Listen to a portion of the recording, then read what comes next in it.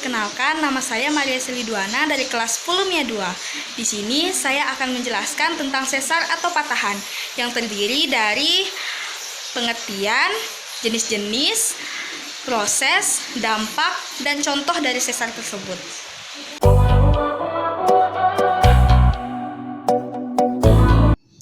Yang pertama, ada pengertian sesar. Patahan atau sesar adalah satu bentuk rekahan pada lapisan batuan bumi yang menyebabkan satu blok batuan bergerak relatif terhadap blok lain.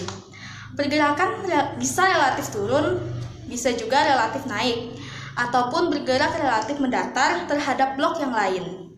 Pergerakan yang tiba-tiba dari suatu patahan atau sesar biasanya mengakibatkan gempa bumi. Sesar merupakan bidang rekahan atau zona rekahan pada batuan yang mengalami pergeseran. Selanjutnya, saya akan menjelaskan jenis-jenis dari sesar patahan. Yang pertama, ada normal fault.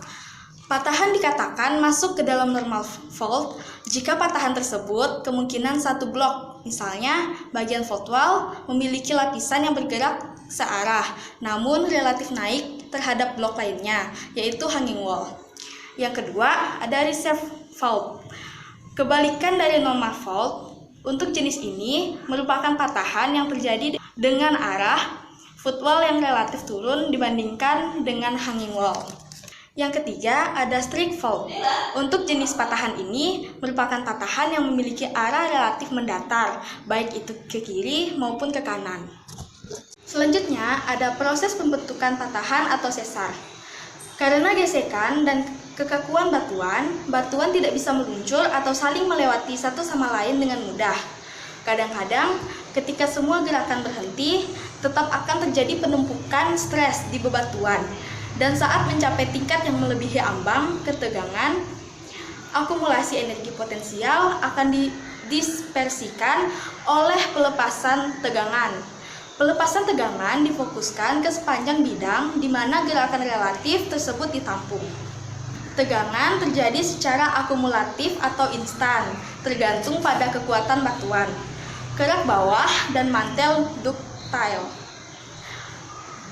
Mengakumulasi deformasi secara bertahap melalui gaya geser, sedangkan kerak atas brittle bereaksi dengan fraktur menghasilkan lepasan tegangan, menyebabkan gerakan sepanjang patahan.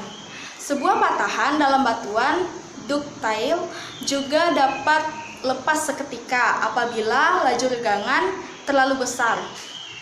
Energi yang dilepaskan oleh lepasan tegangan inilah yang biasa menyebabkan gempa bumi. Gempa bumi merupakan fenomena umum di sepanjang batas patahan transform.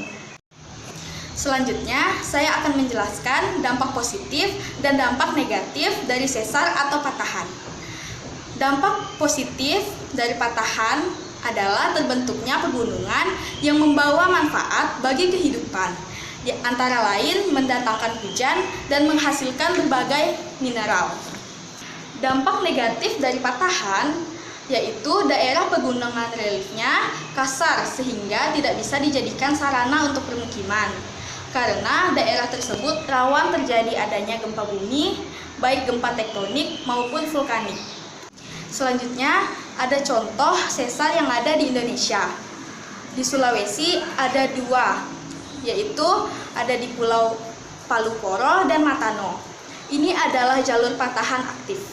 Kemudian di Sumatera ada sesar Semangko yang berawal dari Aceh sampai ke Teluk Semangka.